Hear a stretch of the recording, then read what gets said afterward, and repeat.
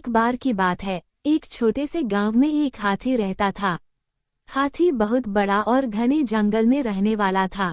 वो किसी से नहीं डरता था और लोगों को अपनी शक्ति का एहसास कराना पसंद करता था। एक दिन गांव में एक कुत्ता भी था।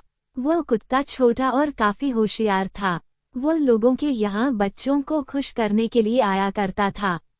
हाथी और कुत्ता एक दूसरे को पहले नहीं जानते थे, लेकिन एक दिन मिल गए। वे दोस्ती करने लगे और अच्छी तरह से बातचीत करने लगे। हाथी ने कहा, मुझे बहुत खुशी हुई कि मैं तुम्हें मिला। मैं शायद दुनिया का सबसे बड़ा और ताकतवर जानवर हूँ।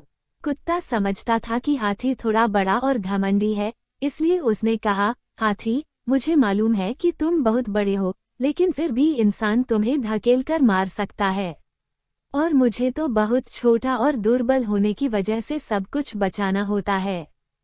हाथी इस पर हंसते हुए कहा, तुम ठीक कह रहे हो, लेकिन फिर भी मैं कभी बचने के लिए तुम्हारी मदद ले सकता हूँ।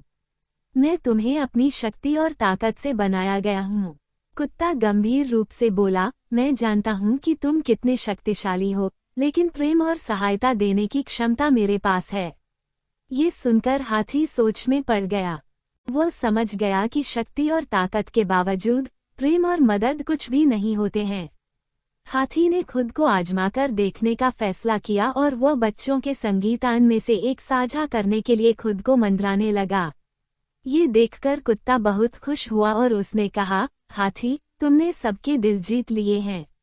तुम्हारी हमारे गांव में बहुत जरूरत थी, जहां हमेशा खुशी और प्रेम की कमी महसूस होती थी। हाथी बहुत खुश हो गया क्योंकि उसने समझ लिया था कि हाथी और कुत्ता एक ही गुण रखते हैं, प्रेम और सहायता देने की क्षमता। ये बात हाथी के जीवन में एक महत्वपूर्ण सीख थी कि शक्ति और ताकत से भी बढ़कर प्रेम और सहायता का महत्व होता है।